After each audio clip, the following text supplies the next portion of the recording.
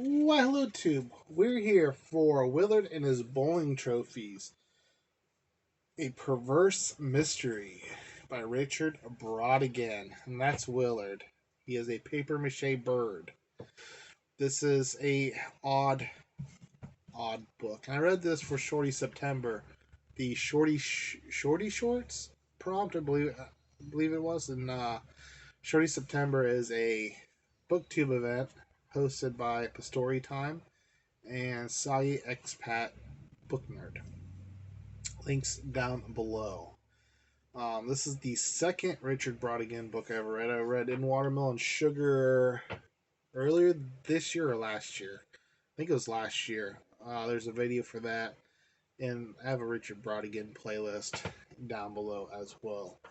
Um, so, Richard Brautigan. Let me get my little notes here. Richard Gary Brautigan, born January 30th, 1935, died September 16th, 1984. He died. It's very sad. So he was paranoid schizophrenic and clinically depressed. And then on top of it, he was an alcoholic. So you can only imagine his mindset. But he ended up shooting himself.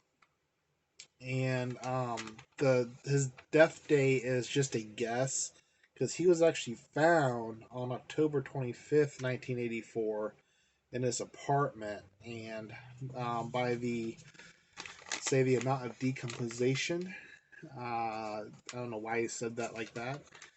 They just kind of guessed that it was September 16th. So very sad. Willard and his bowling trophies, published September 13th, 1975 by Simon and Schuster. So we follow around three different people, two or three different sets of people. So you have in San Francisco, early 70s, we have John and Pat, who I don't quite understand. Like, I don't remember if it just didn't say, or maybe I missed it, but they're the ones that have Willard and his bowling trophies. And Willard and his bowling trophies have like an apartment all to themselves, I guess. There's like three apartments in this building. And John and Pat have them. And okay. And then they're in another, and they live in an apartment. Try to follow me because I don't even know if I'm getting this right. It's so weird. So then an apartment, the third apartment, you have Bob and Constance or Constantine. Can't read my handwriting. And they are together. We'll just say they're together for now. Okay, and then you have the Logan brothers, who the bowling trophies were stolen from. And I believe they were from like Indiana or somewhere, nowhere near San Francisco. And how and why these bowling trophies were stolen and brought to San Francisco, I don't know if the book ever says. I don't think it does. If it does, I completely missed it. So the Logan brothers are traveling from state to state trying to find these bowling trophies. They don't have any leads. There were three good sons that ended up with a life of crime because somebody stole their beloved bowling trophies. And I don't even know how to talk about this book because that's not how the book starts. But the book, okay, so the book starts with Bob and Constance, or Constantine, or whatever. They were. Stick with me here. Go get a little graphic for a minute.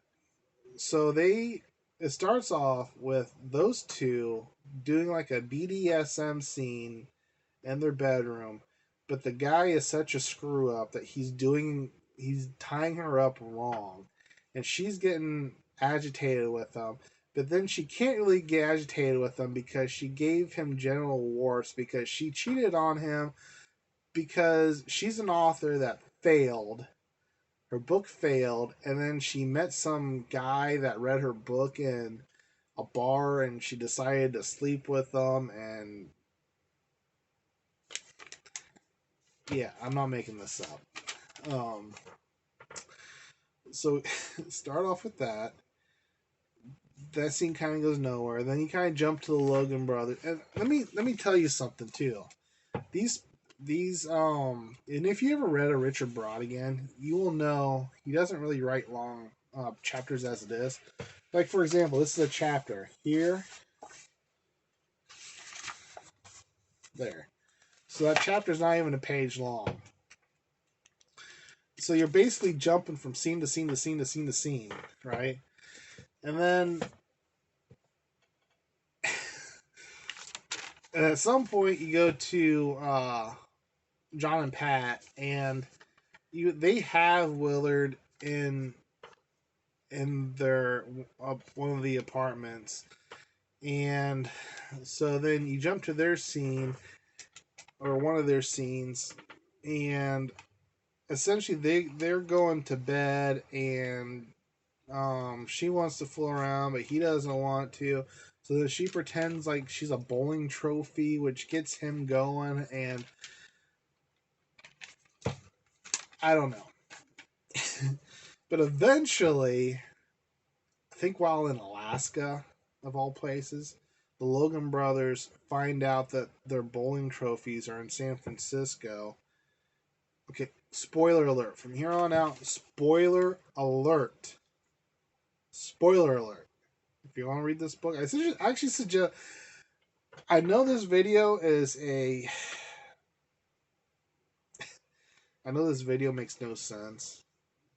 And you're probably like, why would I ever want to read this book? But I highly suggest reading the book because it's so outlandish that, I mean, I was cracking up. It's a funny book. It makes no sense, but it's a funny book. So I suggest reading this. It's still in publication or production. Like you can get a whole bunch of his stuff. Usually they come in like a 3-book set or something like that. They're like anthologies or whatever you want to call it. I'm sure there's a term for it, but I can't think of it off the top of my head. Spoiler. So they find out that these bowling trophies are in San Francisco in this apartment. How they find out, I don't know. How they ended up there, don't know. And so they find out that it's an apartment, whatever. And they get there. They don't know that these apartments are misnumbered. They're out of order. Why they're out of order? Who knows? But the apartment numbers are out of order. So they think that they're kicking in the door to kill the people who have their bowling trophies. They enter the wrong apartment and they kill Bob and Constance or Constantine, whatever her name was, Constance. And then the book ends. And it ends on like a silly dad joke. You can't make this up. So not only do we not know if they recovered their bowling trophies, they killed the wrong people after driving from state to state trying to find these bowling trophies just to kill the wrong people. I'm not even sure if it even says that John and Pat stole the bowling trophies.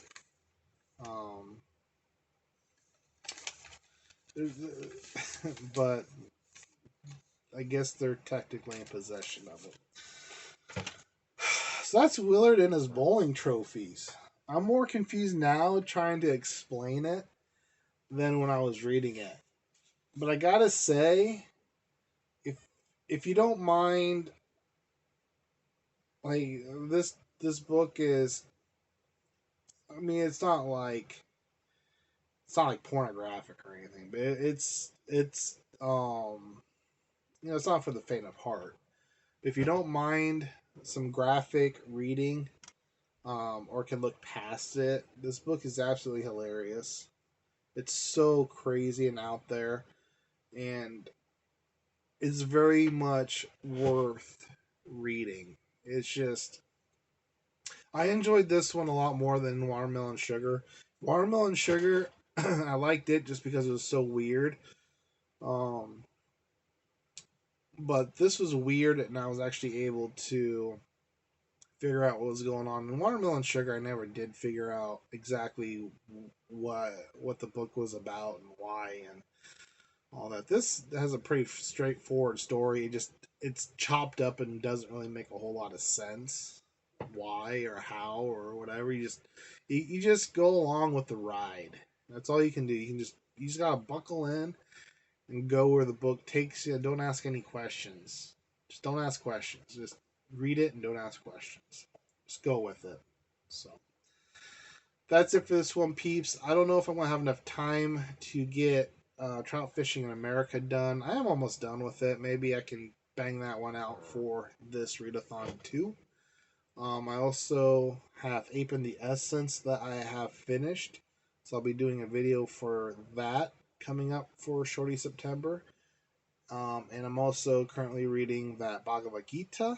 Um, for I should have that finished for Shorty September, and I'm going to try to read the Picnic at Hanging Rock. I think I'm like 3 or 4 chapters in on that.